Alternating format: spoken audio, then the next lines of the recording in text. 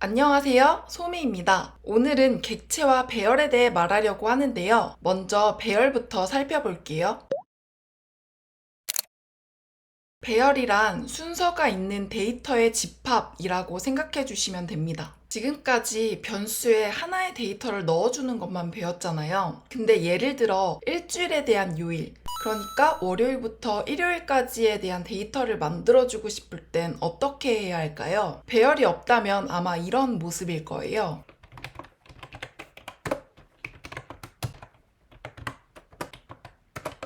딱 봐도 뭔가 비효율적으로 보이죠? 예를 들어서 화요일을 가져오고 싶을 땐 이렇게 써줘야 하는데 굳이 변수를 써줘야 하나 싶고요. 요일이라는 하나의 기준으로 묶이는 이 값들을 효율적으로 나열할 수 있을 만한 게 필요합니다. 그때 사용하는 게 바로 배열이라는 거예요. 배열을 만드는 법은 간단합니다.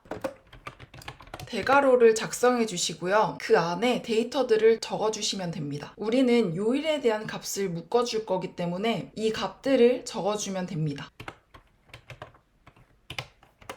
이런 식으로요. 그리고 각각의 데이터 사이엔 이렇게 콤마로 나눠주세요. 배열을 사용하면 하나의 변수 안에 여러 개의 데이터를 넣을 수 있습니다. 배열이 잘 담겼는지 콘솔로 확인해 볼게요. Tuesday 대신에 짠! 이렇게 배열 안에 데이터가 잘 담겨 있는 걸 볼 수 있습니다. 배열을 이미지로 생각해보면 이런 형태일 거예요. 이렇게 하나의 큰 박스가 있고 그 안에 데이터들이 여기에 들어가고 여기에 들어가고 이렇게 쭉쭉쭉 들어가게 됩니다. 덕분에 효율적으로 데이터를 한 번에 묶어서 저장하고 각각 꺼내올 수 있게 해줍니다. 데이터들을 모아놓은 이 박스가 바로 배열입니다. 이 각각의 데이터들을 우리는 엘리먼트라고 부릅니다. 여러 개의 엘리먼트를 한 곳에 묶어놨으면 원하는 엘리먼트를 꺼내올 수 있어야겠죠? 저는 새로운 일주일이 시작되는 월요일을 가장 좋아하는데요. 어떻게 하면 이 배열에 월요일이라는 값을 가져올 수 있을까요? 우리가 숫자형 리스트를 쓸 때 1번, 2번 이런 식으로 순서를 매기죠?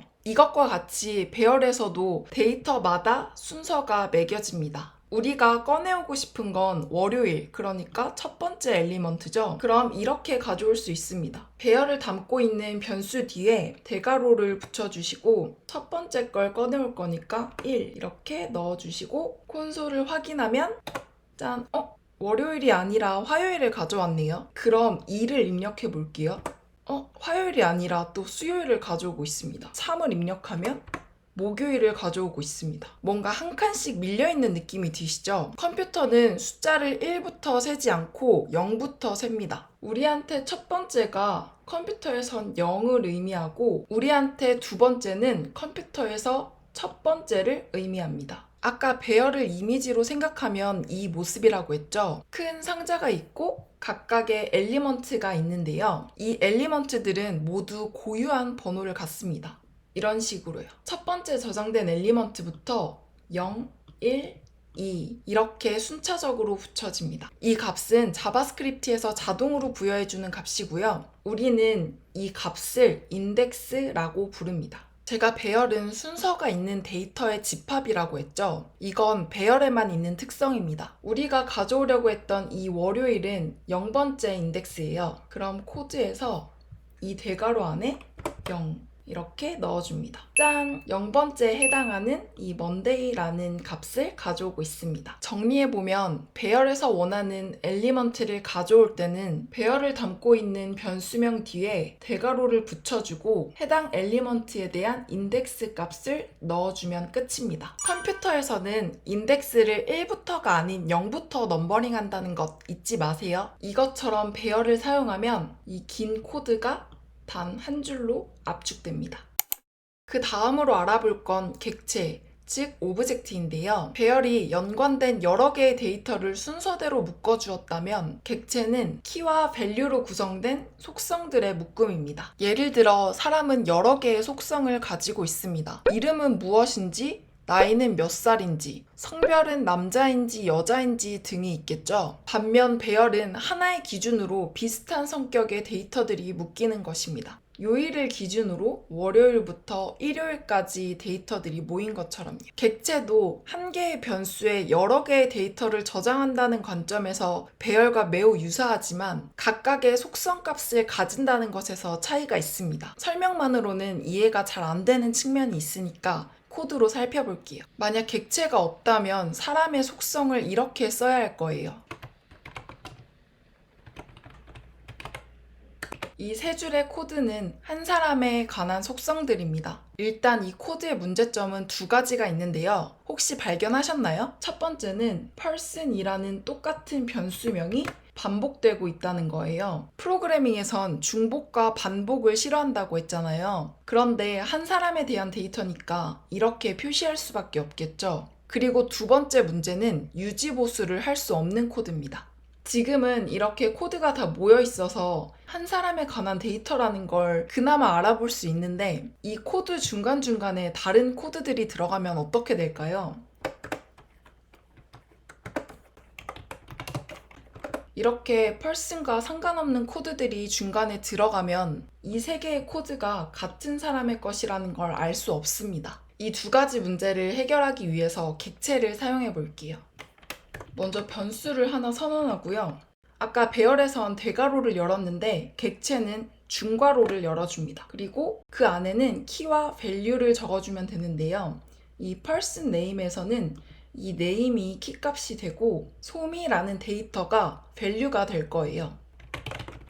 이렇게 적어주시면 됩니다. 이 객체에서 name이 키값이 되고 소미가 value가 됩니다. 객체 안에서 값을 할당할 때는 변수의 equal 기호와 달리 이렇게 땡땡으로 작성해 주세요. 이게 하나의 속성이고요. 배열로 따지면 이 엘리먼트가 되겠죠. 하나의 객체에는 여러 개의 속성이 들어갈 수 있는데 배열과 마찬가지로 콤마로 구분해 줍니다. 나머지 속성들도 작성해 볼게요.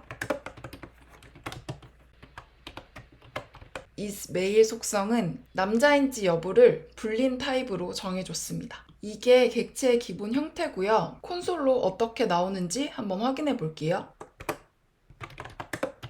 짠! 우리가 지정한 대로 이렇게 잘 들어가 있는 걸 볼 수 있습니다. 배열이랑은 어떻게 다른지 콘솔로 한번 비교해 볼게요.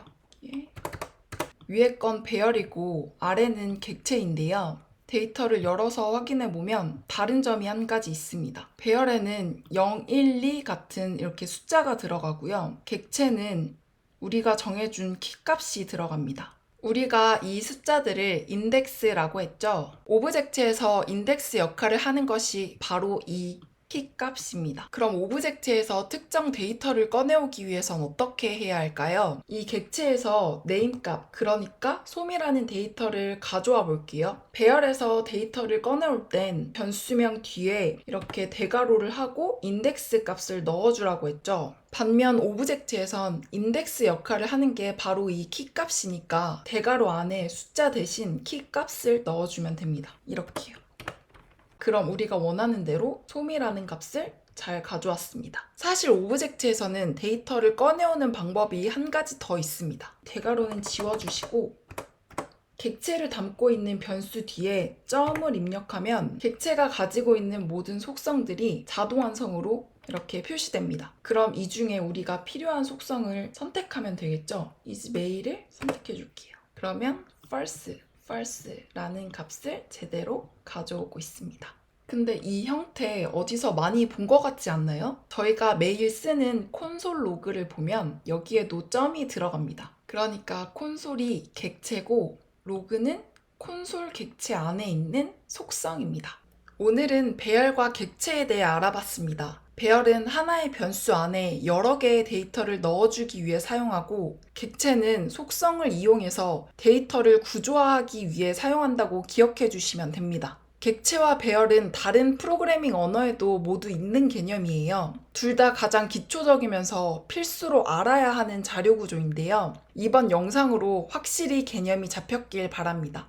다음 영상은 자바스크립트 기초 개념 중에 마지막 파트인 반복문에 대해 알아볼게요. 오늘 제가 준비한 내용은 여기까지고요. 영상이 도움되셨다면 좋아요 눌러주시고 다음 영상이 궁금하시면 구독과 알람 설정까지 부탁드릴게요. 그럼 우린 다음에 만나요. 안녕.